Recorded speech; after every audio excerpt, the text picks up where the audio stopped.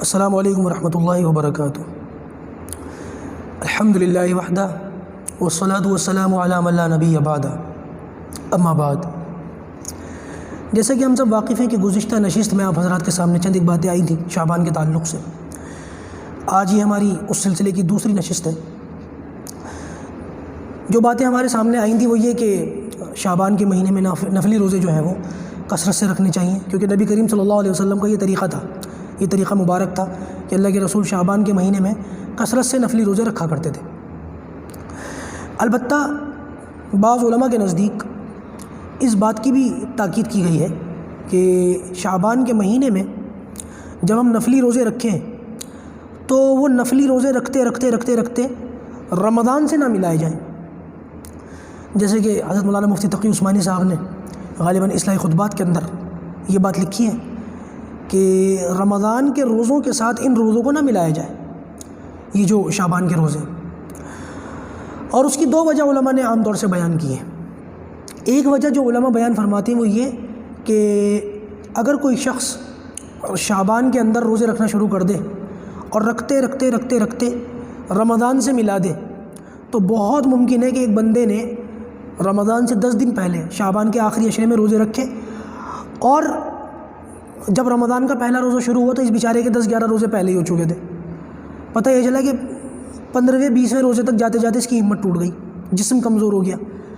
یہ نفلی روزے رکھنے کے چکر میں بیچارہ آخر میں کہیں ایسا نہ ہو، خطرہ اس بات کا محسوس کیا کہ کہیں ایسا نہ ہو کہ یہ فرض روزہ چھوڑ دے بعد میں۔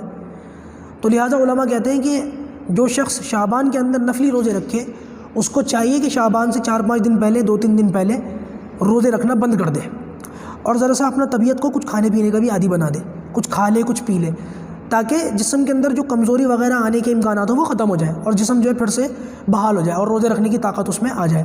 ویسے بھی یہ رمضان جو ہے ہمارے گرمی کے اندر آ رہے ہیں اور 14-15 گھنٹے کا روزہ ہے، تو لہٰذا ضرورت اس بات کی کہ اس بات پر زیادہ عمل کیا جائے۔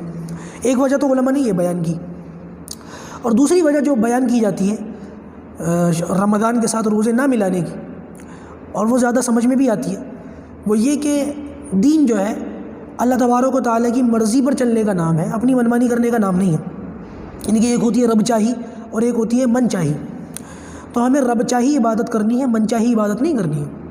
یہ بات ایک بڑی زیادہ سمجھنے کی ہے۔ آپ اس کی مثال ایسے لے لیں، جیسے ایک شخص ہو عصر کی نماز پڑھنے کے لیے مسجد میں آئے۔ ہم سب جانتے ہیں کہ عصر کی نماز اس کے اندر 4 رکعتیں ہوتی ہیں۔ اگر کوئی شخص 4 رکعتیں پڑھنے کے لیے عصر کی نماز پڑھنے کے لیے مسجد میں آیا اور اس کے دل میں جوش آیا، ابال آیا کہ میں تو آج اللہ تعالیٰ کو زیادہ خوش کروں گا، اللہ تعالیٰ کی زیادہ عبادت کروں گا، اس نے 4 رکعت کے اوپر سلام پھیرنے کے بجائے 4تھی رکعت پڑھنے کے بعد 5ویں میں کھڑا ہو گیا، 5ویں میں کھڑا ہو گیا اور سورۃ فاتحہ پڑھی، قرآن پڑھا، اور پھر رکوع میں چلا گیا، پھر 2 سجدے کر لیے اور اس کے بعد اتحیات پڑھ کے درود شریف پڑھ کے سلام پھیر لیا۔ اب آپ ایمانداری سے بتائیں اس کی نماز ہو گئی؟ کسی بھی عالم سے، مفتی سے، یا عالم مفتی تو خیر بڑے ہوتے ہیں علماء حضرات، اللہ تعالیٰ ان کا سایہ ہمارے سروں پر دیر تک قائم و دائم رکھے، علماء حق کا۔ آپ کسی سمجھدار آدمی سے پوچھ لیں جس کو تھوڑی بہت دین کی سمجھ ہو، اس سے پوچھ لیں کہ اگر کوئی شخص 4 کے بجائے 5 رکعت پڑھ لے تو کیا اس کی نماز ہو جائے گی؟ سمجھدار آدمی، علماء میں اٹھنے بیٹھنے والا، یا تھوڑی بہت دین کی سمجھ رکھنے والا، وہ یہی کہے گا کہ نماز نہیں ہوگی۔ اچھا دوسرا سوال کریں، اچھا چلیے نماز نہیں ہوگی، کچھ ثواب ملے گا؟ کوئی ثواب بھی نہیں ملے گا، گناہ ملے گا۔ اب سامنے سے پوچھو بھئی گناہ ملے گا؟ میں نے کون سا ایسا کام کیا جو مجھے گناہ ملے؟ میں نے قتل کیا ہے، چوری کی ہے، زنا کیا ہے، ڈاکہ ڈالا ہے، یہ ہوتے ہیں گناہ کے کام۔ تو شراب پینا یہ ہوتا ہے گناہ کا کام۔ تو میں تھوڑا سا قرآن زیادہ پڑھا ہے، 2 سجدے زیادہ کیے ہیں، 1 رکوع زیادہ کیا ہے، اللہ کے رسول پر درود شریف بھیجا ہے۔ درود شریف بھیجنا گناہ کا کام ہے؟ سجدے کرنا گناہ کا کام ہے؟ رکوع کرنا گناہ کا کام ہے؟ اب یہ ہوتا ہے خوبصورتی کے اندر لپیٹ کر لوگوں کے سامنے رکھنا، سامنے والا کنفیوز ہو جائے گا یہ کیا بول رہا ہے۔ ہاں بھائی یہ گناہ کا کام ہے، ہاں یہ گناہ کا کام ہے۔ کیوں؟ کیونکہ جو عبادت آپ نے کی ہے وہ رب چاہی نہیں ہے، وہ من چاہی ہے، اور من چاہی عبادت شریعت کے اندر اس کی ضرورت نہیں ہے۔ اللہ تعالیٰ نے فرض ہم پر 4 رکعت کی تھی، ہم 5 پڑھ لیں، 6 پڑھ لیں، 8 پڑھ لیں، اس سے ہماری نماز نہیں ہوگی، ثواب بھی نہیں ملے گا، گناہ ملے گا، اللہ تعالیٰ کے حکم کو توڑا۔ جیسے مثال یوں لے لیں کہ ایک شخص، ہم جانتے ہیں کہ سورج جب نکلتا ہے صبح کے وقت اور سورج جب ڈوبتا ہے شام کے وقت میں اگر کوئی ایک شخص سورج کی عبادت کرتا ہو، کیونکہ ہم دیکھتے ہیں دنیا داروں کے اندر علماء نے بھی لکھا اس بات کو کہ سورج کی پوجا کرنے والے، سورج کی عبادت کرنے والے، سورج کو سجدہ کرنے والے سورج کی عبادت ان دو وقتوں میں خاص طور سے کرتے ہیں۔ جب سورج نکل رہا ہو تب اس کی عبادت کرتے ہیں، جب سورج ڈوب رہا ہو تب اس کی عبادت کرتے ہیں، اس کی پوجا کرتے ہیں۔ سورج کو سجدہ کرتے ہیں ان دو وقتوں کے اندر، جب وہ نکل رہا ہو اور ڈوب رہا ہو۔ تو علماء نے فرمایا اللہ تعالیٰ کی طرف سے اس بات کی منائی ہے کہ ان دو وقتوں میں بھی تم اللہ تعالیٰ کو سجدہ کرو۔ جس وقت میں سورج کو سجدہ ہوتا ہے اس وقت میں اے ایمان والوں تم اللہ تعالیٰ کو بھی سجدہ مت کرو۔ کیوں؟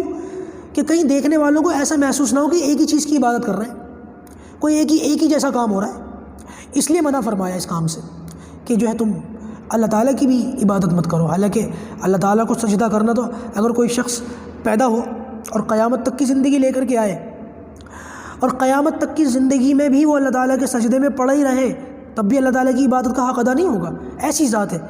اس کو بھی یہ کہا گیا کہ تم ایسے وقت میں مجھے بھی سجدہ مت کرو کہ جس وقت میں غیر سورج کو سجدہ کرتے ہیں، کہ ایک مشابہت نہ ہو۔ اب آپ دیکھ لیں اگر کوئی شخص اس وقت میں سجدہ کرے ثواب ملے گا اس کو، بے شک گناہ ملے گا اس کو، اور بلکہ اللہ حفاظت فرمائے ایسی باتوں سے تو بہت زیادہ بچنے کی ضرورت ہے۔ یہی کہا ہے کہ زوال کے وقت میں جو ہے تم سجدہ مت کرو، نماز مت پڑھو، سورج بالکل درمیان میں ہوتا ہے، اور بہت ساری وجوہات آئی ہیں۔ تو عرض یہ کر رہا تھا کہ رب چاہی عبادت جو ہے وہ اصل ہے، مقصد من چاہی عبادت مقصد نہیں ہے۔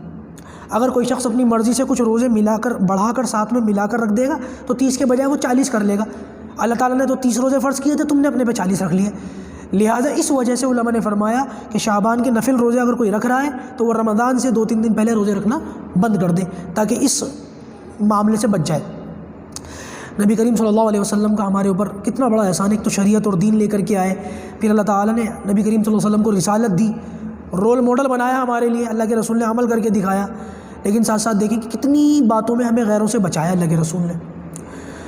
جیسے کہ ایک روایت کے اندر آتا ہے نبی کریم صلی اللہ علیہ وسلم نے ارشاد فرمایا کہ یہودی اور عیسائی یہ بھی روزہ رکھتے ہیں، غیر قومی بھی روزہ رکھتی ہیں اور روزہ ہم بھی رکھتے ہیں، لیکن ہمارے اور ان کے روزے میں فرق کیا ہے؟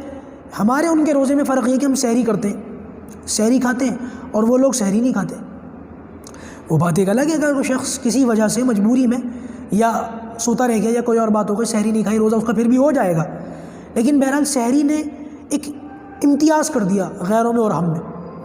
تو لہٰذا ہمیں یہ چاہیے کہ ان باتوں کا خیال رکھیں کہ سحری کھایا کریں، عبادتوں میں غیروں سے ممتاز رہا کریں، اور اپنی جانب سے من چاہی عبادت نہ کر کے اپنی عبادت کو گھٹا اور بڑھانے کا ہمیں کوئی اختیار نہیں ہے۔ اس کی اور بھی بہت ساری مثالیں ہیں، جیسے کہ روزے کے اندر یہ بات آتی ہے نبی کریم صلی اللہ علیہ وسلم کی طرف سے، شریعت کی طرف سے، روزے کے اندر یہ بات ہے کہ جیسے ہی سورج ڈوب جائے فوراً افطار کرو، جلدی کرو، دیر مت کرو۔